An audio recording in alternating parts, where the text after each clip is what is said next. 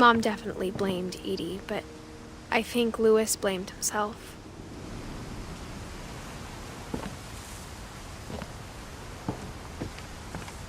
After he graduated, he just spent more and more time in his room, until Mom got him a job at the cannery.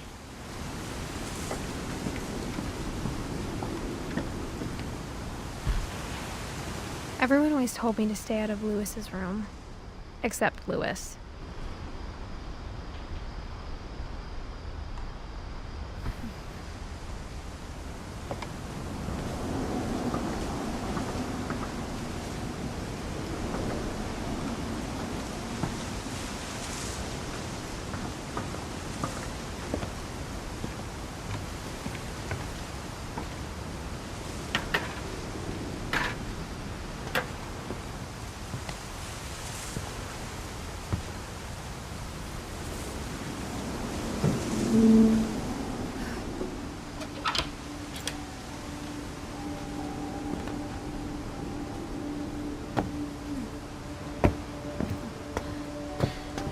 Louis's room smelled very, very familiar.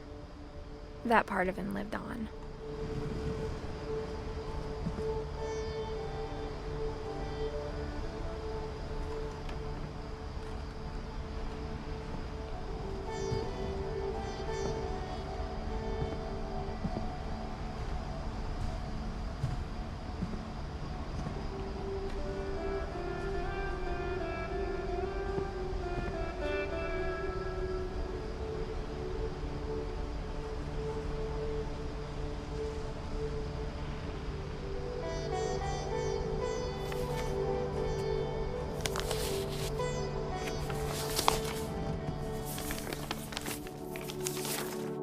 Dear Mrs. Finch, as Louis's psychiatrist, I can understand your desire for an explanation.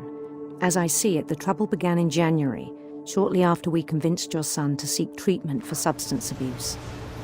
Newly sober, I believe Louis first noticed the monotony of his daily life.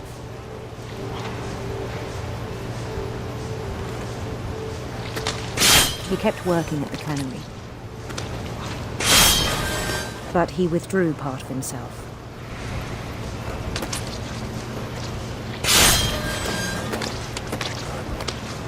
In our sessions, I saw the same behavior. His mind began to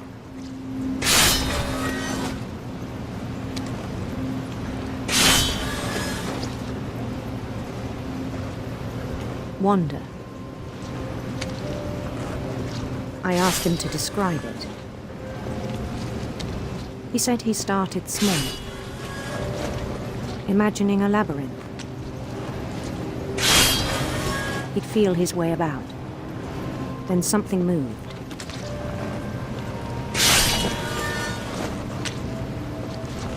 Bats and toads and things that have not names. He knew it was all in his head.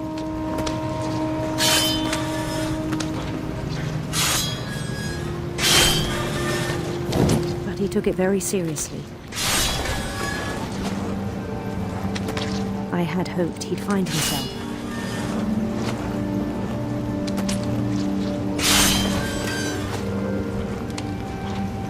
But he found something more. I worried about him then. Daydreaming at the cannery, I spoke with his boss. But he said Louis had become a model employee. Methodical, tireless, focused.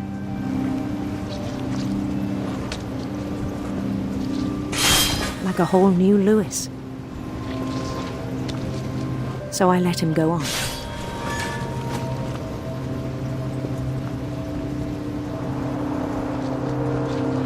I even encouraged him. It seemed very promising at first. He told me he'd made a new friend.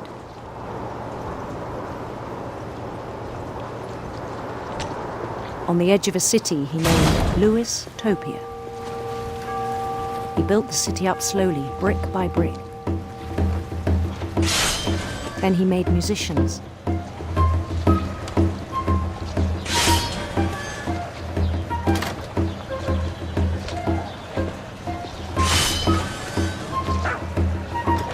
And songs for them to play.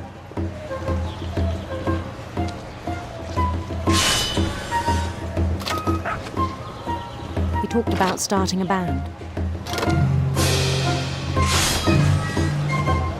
And he was always humming something.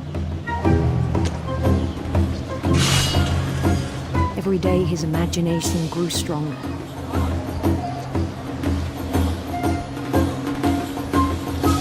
He no longer spoke at the cannery.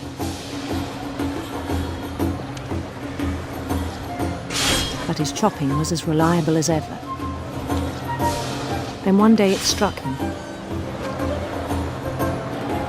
that all the cheering crowds, even the stones under his feet, were all in his imagination, so he could do whatever he wished.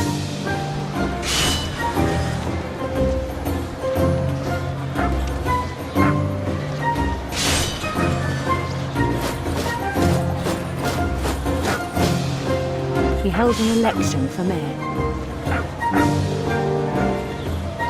And he won. They begged him to stay, but his mind was already wandering. It became a game for him.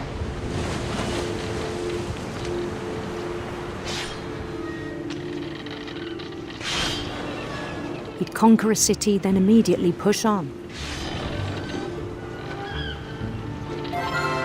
New Louisville.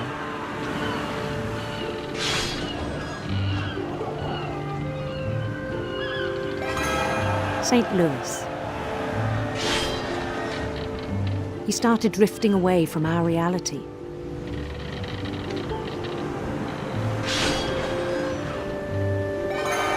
Minneapolis, until one day he forgot to go home from the cannery. Even as his mother pleaded with him, part of Louis kept sailing on.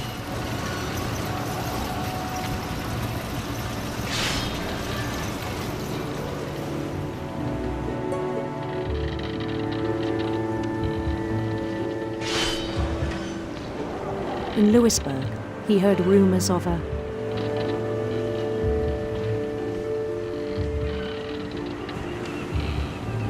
handsome queen.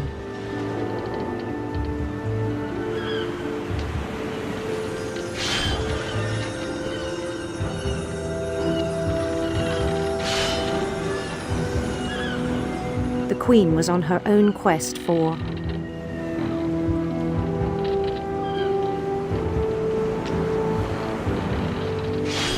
sinister serpents.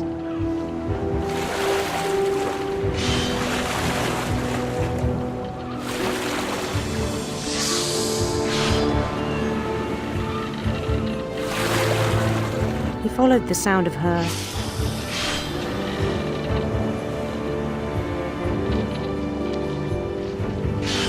silver harp.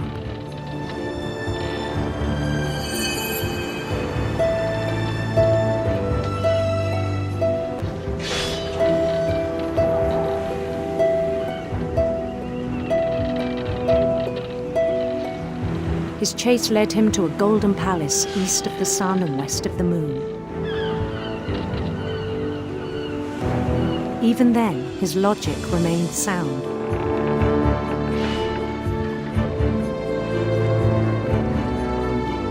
He knew the world was all in his imagination.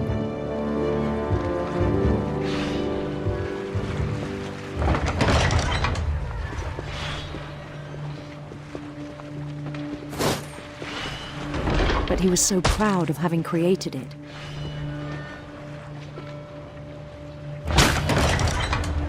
In his own eyes, he'd become something greater than a king.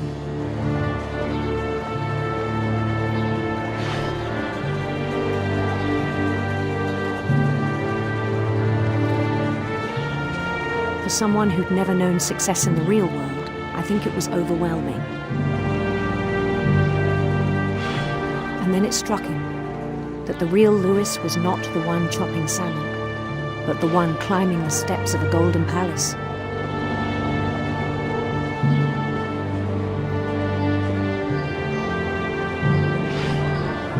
My imagination is as real as my body, he told me. It was hard to argue with him.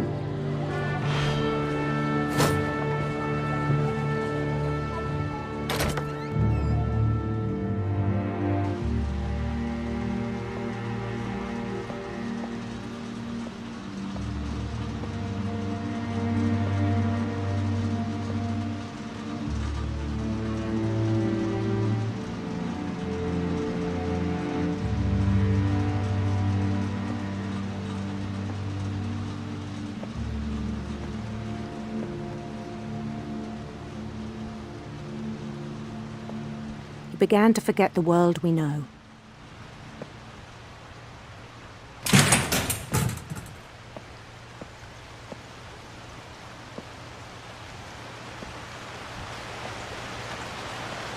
I think it pained him to remember Lewis, the cannery worker.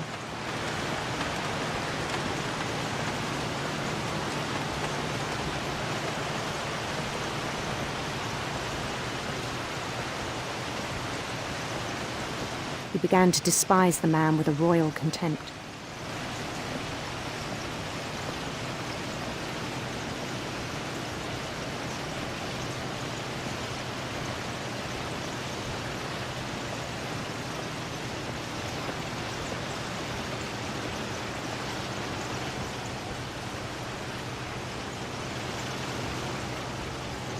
I still thought I could save him.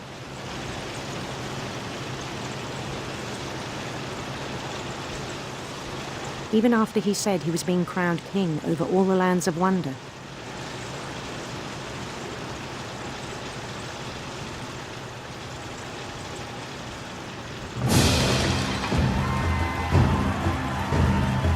The palace would be packed with his companions.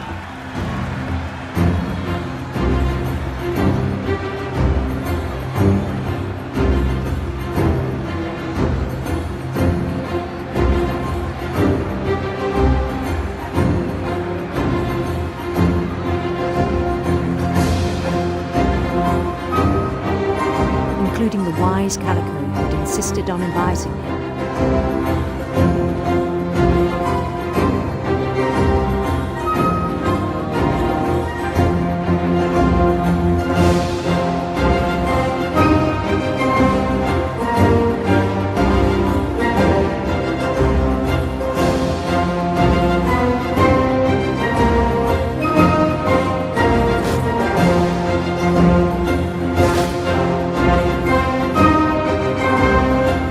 Queen waited, holding his crown.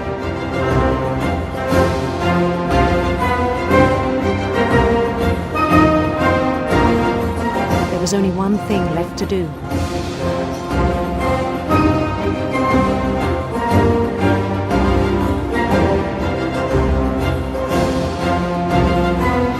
Bend down his head.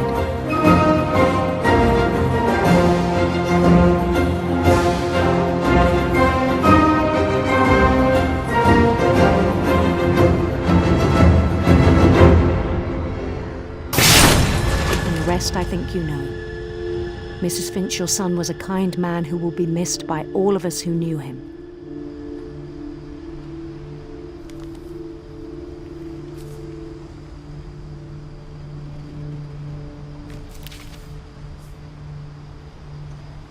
My brother was really cool. I wish you could have met him.